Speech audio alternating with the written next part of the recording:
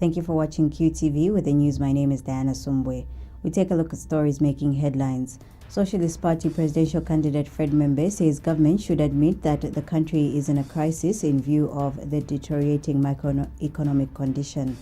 Patriotic Front Secretary General Davis Mwila has called on the police to bring to book all perpetrators of the Patriotic Front intra-party violence in Chawama constituency. And the Christian Coalition says it will not take part in the National Day of Prayer and Fasting, slated for Thursday, 18th October. And now the news in detail.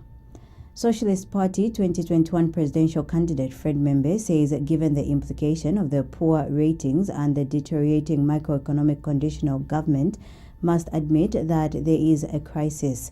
Speaking at a media briefing held in Lusaka, Mr. Membe says there is need for the Patriotic Front government to win back the trust of the Zambian and the international finance market that it can still be entrusted to govern another 3 years.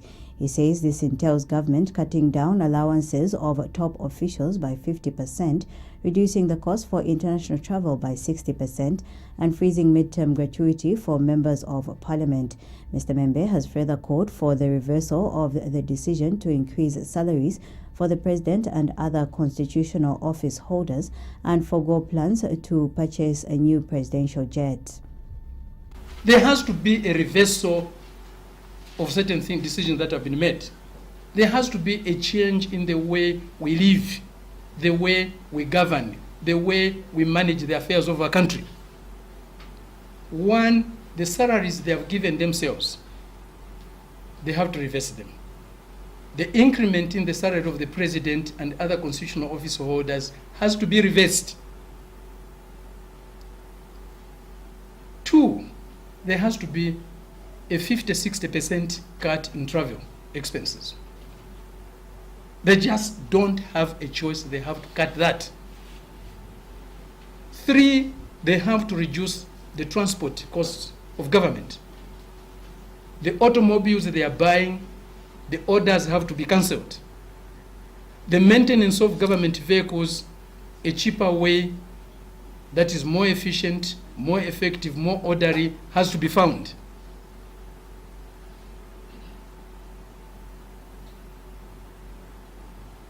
The plans to buy new jets and other gadgets, military and necessary military expenditure that we are reading about, that has to stop. It has to stop. We know they have got difficulties stopping expenditure because when they stop expenditure, they can steal. And the Socialist Party General Secretary Cosmas Musumali says that latest downgrading of the Zambian economy to B negative by credit rating agency Fitch reflects a continued downward economic process. He says the fact that the chances of stopping this downward trend are becoming minimal each year, the risk of Zambia defaulting on its external and domestic debt is real.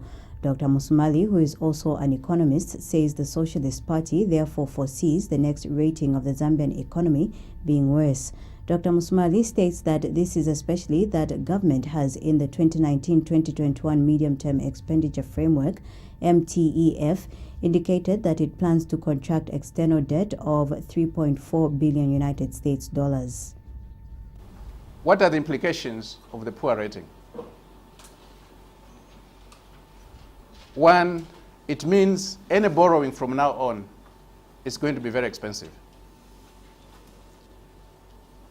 Two, it means the Zambian government will increasingly have to go to the Zambian masses, to the poor people, tax them more in order to run government, but also in order to pay back debt. It means the current account deficit of the country is going to widen. And this will continue to increase the demand for foreign exchange and put pressure on the kwacha. So the stability of the kwacha cannot be guaranteed. It also means some short-term liquidity injection will be needed, merely to stabilize the kwacha. Without a deal with the IMF, it's hard to imagine how we can quickly secure that cash injection without exacerbating the debt situation and the deterioration of the kwacha. But a deal with the IMF and an austerity program will mean the PF government is going to lose power in 2021.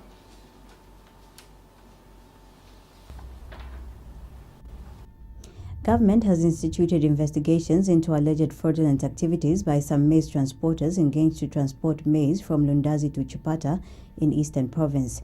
Eastern Province Permanent Secretary Chanda Kasalo has confirmed to QTV News that some maize transporters charged the government an amount which indicated that they transported maize from Lundazi to Chipata, when in fact they transported maize from Lumezi to Chipata district. Acts, he says, amount to fraud. Mr. Kasolo says this is despite government having paid for the transportation of maize from Lundazi to Chipata district. He states that this is why up to date some farmers have not been paid their dues while others were not captured on the 2018 database payment system. Mr. Kasolo says as a result of this, some farmers will not only receive their payment in 2019. are not paid because they didn't do the right thing. I'll give you an example. There's a couple of transporters. They were supposed to have transported maize from what they say Lundazi to Chipata. In fact, they transported that maize from Lumezi, which is sort of 2/3 towards Lundazi from Chipata, but charged us from Lundazi. That is fraud. And you know, where we suspect fraud, we have made stop. We say, don't pay. We then hand this over to security wings to investigate for us. Sometimes we put in our own auditors to go and check. So that's why a lot of these people are screaming a lot, we have not been paid and so on. Let's look deeply at them. Why should we pay one and not pay the other? That's the question we should ask. Generally because there is a reason, and the reason is there is a bit of cheating going on somewhere. That's why we haven't. At the same time, there are genuine cases where people have been missed. Maybe they had not been captured in the original data. And once you've missed in that data, which covers a year, and you know we government, we work in budgets. So if you miss in the budget of 2018, it can only be fit into the next budget. So those people that haven't been paid and they're genuine cases, they will be captured in the next budget. So certainly, we're not. Patriotic Front Secretary General Davis Muda has called on the police to bring all perpetrators of the intra-party PF violence in Chawama constituency to book. He says the violence involving PF cadres in Chawama is an affront on democracy and will not be condoned by the party. Mr. Muda says intra-party elections were never designed to weaken its inbuilt democracy, but to strengthen the party. Mr. Muda, who is in Chipata to officially launch intra-party elections for Eastern Province, says violence must never be associated with democracy. He has warned that indiscipline will not be condoned in the party.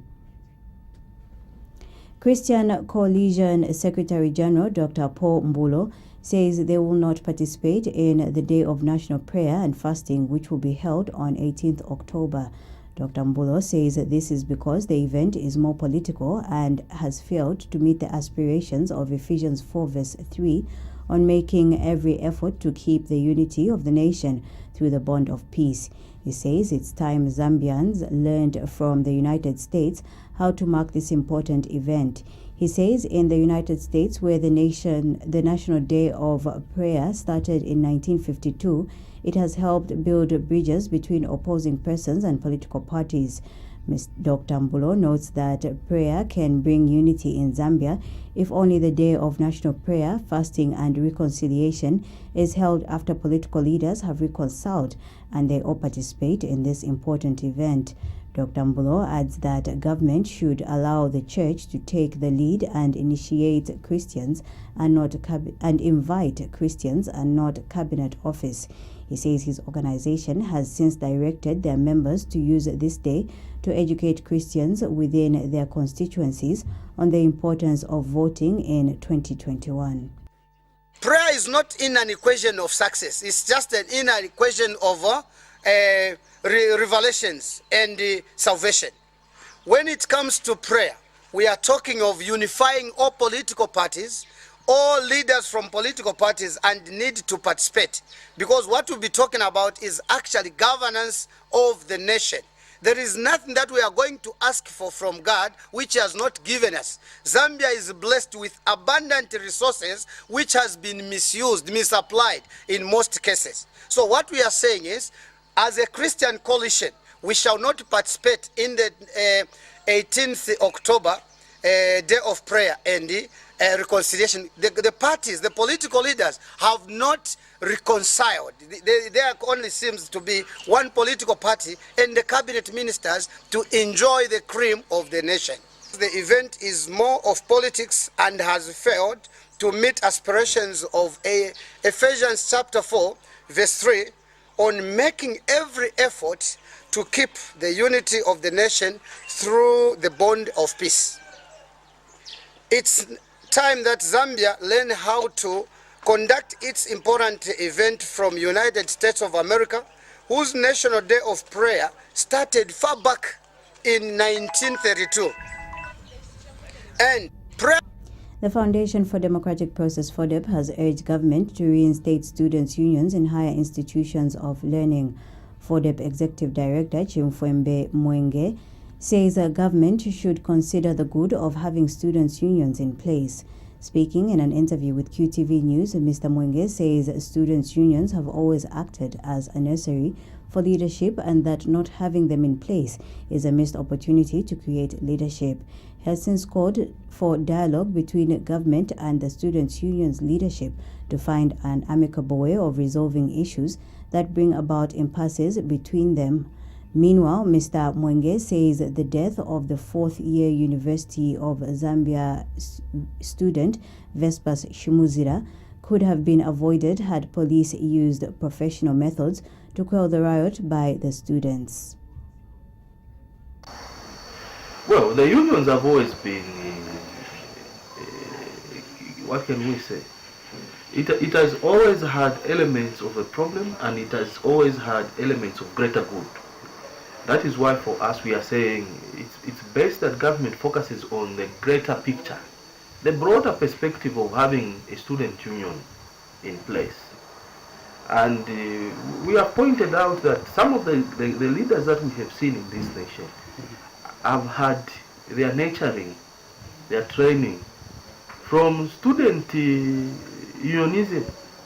So you can see already that there is actually some good to it.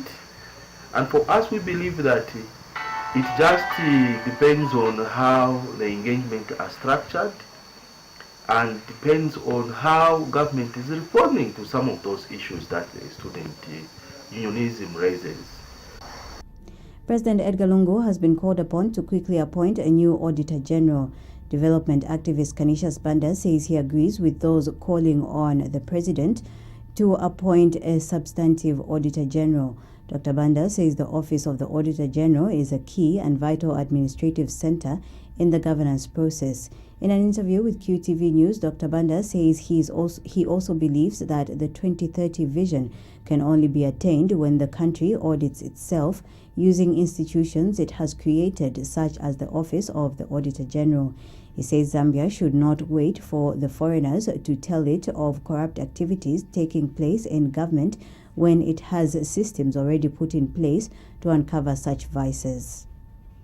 The Office of the Auditor General is a key office in the process of governing a people, and it's so vital. Self-audits, we shouldn't wait for foreigners to come and tell us that, look, there's a corrupt activity going on there, and then we are on the defensive. No, we shouldn't do that. I mean, we ourselves are a decent people, and we recognize corruption when we see it, and we want to eliminate corruption from our midst, because corruption is what keeps people ill, poor, and with short lifespans and poor lives, quality of life. So as a people, Vision 2030 can only be attained in a sound way if we audit our behavior. As individuals, as public institutions, we must do audits. So the Office of the Auditor General is extremely important. When we pray that, merit will dictate who next occupies that particular office. The Ministry of Livestock and Fisheries Acting Director for Fisheries, Patrick Lungu, has encouraged people intending to go into farming to consider fish farming. Mr. Lungu has told QTV News that people should take advantage of the current fish deficit in the country by going into fish farming. He says the current fish production in the country is insufficient to meet the demand, which has increased. Mr. Lungu states that the value for fish production is high compared to other agriculture sectors, hence the need for people to consider venturing into fish farming. Zambia currently has a fish deficit of about 87,000 metric tons. Yeah, fish farming is an upcoming subsector. The advantage is that, with fish, you're able to produce a huge amount of fish in a very small area. So you can produce tons of fish within an area of 600 square meters. When you compare it with crop, the value of fish is a high value product. As compared to maize, the amount of input that you put into crops is so huge compared to what you put in pond fish farming. You can maybe integrate with livestock so that you utilize the droppings of the livestock to manure the pond, and then you get planktons, and then you grow the fish like that. Again, if you compare even within livestock, if you look at for you to grow one cow, it would take you 3 years. Or fish, it will only take you 4 months. Yeah, fish. The Zambia police has been urged to appreciate the importance of admitting mistakes in their operations of maintaining law and order. The Young African Leaders Initiative YALI governance advisor Isaac Mwanza says it is wrong for the police to always be on the defense when they find themselves on the other side of the law. Mr. Mwanza says YALI is therefore expecting that the police will admit that the police officers sent to quell the recent riot at the University of Zambia Unza went against the International Convention on the Use of Chemical Weapons. He says this is especially that it has now become public knowledge that the discharge of tear gas in a confined room is a crime against humanity. We all know now that it is criminal, it is actually a crime against humanity to discharge tear gas in a confined manner, and Zambia ratified that convention. So we want to believe that the police ought to do something about it. This thing of witch hunting students, trying to expel students, trying to single out students does not work out very well. You have made a mistake and you have gone against an international convention. And it is important that people begin to admit their mistakes rather than being on the defensive all the time. We don't think that it will work out like that. We all know. Small Scale and Medium Contractors Association of Zambia President Mutale Mpepo says the debate on Zambia's relationship with China is unnecessary. Mr. Mpepo notes that from time immemorial, the country has been benefiting from the Chinese government in the areas of construction. He has cited the construction of Tanzania-Zambia Railway in the 1970s by the Chinese government as an example. Mr. Mpepo has told QTV News that during the UNIP era, the Chinese were at the center of various construction projects such as bridges, among others. He says it is regrettable that people seem to have forgotten where the two countries are coming from. Between Zambia and China is cordial. I will tell you that this relationship hasn't started from now. The problem is that we are looking at it because now we have gone into, intensive construction.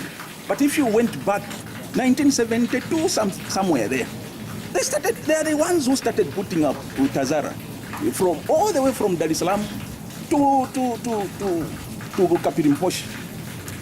They have been constructing roads and bridges since time of the Kaundas. But we easily forget things. We want just to jump on things now that no, because of this relationship which was there, they were not giving us 20%, what and what, then we condemn now the relationship between China and Zambia. No, that would be a wrong direction to go. The relationship has been excellent. Where we differ, where human beings are, accept differences at times. Don't expect things to be smooth throughout. No. The relationship between Zambia and China is still excellent. They are bringing development.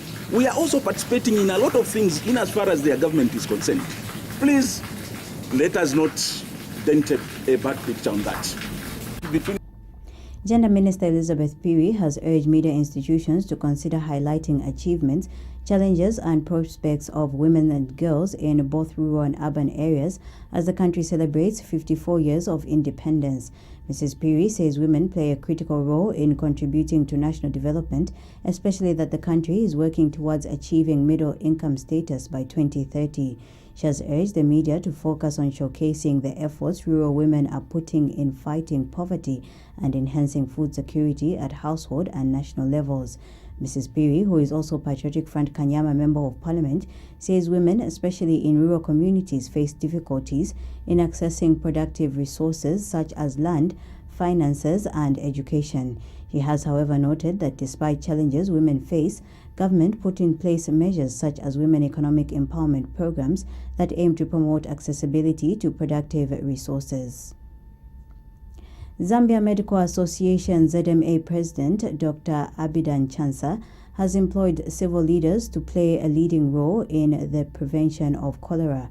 Speaking at their activities to mark Global Hand Washing Day held in Lusaka's Kanyama compound, Chansa says councillors should use their direct contact with the members of the community to influence positive hygiene behavior. He says hand washing is an important activity to prevent virus diseases. Dr. Chansa says working in collaboration with Trade Kings, his association has lined up various activities in Lusaka. The importance of hand washing. You will agree with me that hand washing is a very important ingredient in avoiding infections like respiratory tract infections, diarrheal diseases, and many other diseases. Here where we are surrounded with a number of children. These children need to be kept healthy, because if you have continuous diarrhea because you are failing to maintain basic tenets of health, that diarrhea can progress to malnutrition, and malnutrition is one of the causes of death among children in Zambia. So for us as the Zambia Medical Association, we place great premium on matters of hygiene. The basics of hygiene, which include eating warm food, washing hands. Speaking at the same event, public health specialist for Kanyama sub-region, Dr. Mutale Chimutete, has urged community members to heighten hygiene standards ahead of the rainy season. Dr. Chimutete says community members should endeavor to avoid what transpired in the last rainy season when public places were closed as a result of the cholera outbreak. We are very thankful to Trade Kings for bringing this support, and we call upon all our stakeholders, especially the market committees. We should all remember that we are in the season of cholera, and we need to heighten our levels of hygiene. If we don't want what befell us in the previous outbreak, where markets were closed, schools were closed. Let us take up this initiative and embrace it. Hand washing is a simple activity that each and every one of us should be able to do. And for the children who are here, the best thing you can do is that pick up these good habits. Clean hands is a recipe for good health. And Trade King's Corporate Communications Manager Bridget Nundwe says that the company is ready to ensure Kanyama and the surrounding areas are free from the cholera outbreak. Trade Kings has also donated assorted cleaning and hand washing products worth 100,000 kwacha. We not only want to claim that we're improving lives, but we want to demonstrate that indeed we believe in that not only being a marketing cliche, but a real message for the Zambian people. I'd be failing my role this morning if I didn't say thank you for each one of you that have contributed to what Trade Kings has become today. And so the Global Hand Wash for 2018, under the theme Clean Hands, a recipe for health, for us is an opportunity to demonstrate how we believe, firstly, that each one of us is going to take responsibility of our own health, but also we believe in providing you products that are not only innovative, but also contribute to you changing your hygienic behaviors. Distal Zambia, the distributors of Hunter's Dry and Hunter's Gold, have announced a 3-month promotion dubbed the Hunter's Campaign Cycle. Speaking at the launch of the promotion in Lusaka, company head of trade Kenneth Sinkamba says the promotion will see the grand prize winner travel to Thailand for a 7-day holiday accompanied by their partner. Mr. Sinkamba explains that for one to qualify for the promotion, which will run from 15th October to 31st of December 2018, consumers will be required to send a unique code that will be found underneath the bottle top to 4501. He says other categories of winners include the best distributor, who will get a tuk-tuk tractor branded in Distel brands, while the driver who will make the highest number of deliveries will walk away with 2,500 kwacha. Mr. Sinkamba adds that a total sum of 22,500 kwacha has been set aside to award the best merchandisers in various retail outlets for the period of the promotion. To end the news, we take a look at stories making headlines. Socialist Party presidential candidate Fred Membe says government should admit that the country is in crisis in view of the deteriorating macroeconomic condition. Patriotic Front Secretary General Davis Miller has called on the police to bring to book all perpetrators of PF intra-party violence in Chawama constituency. And the Christian Coalition says it will not take part in the National Day of Prayer and Fasting slated for Thursday, 18th October. On that note, we come to the end of the news. From me, Diana Sumbwe. Thank you for watching.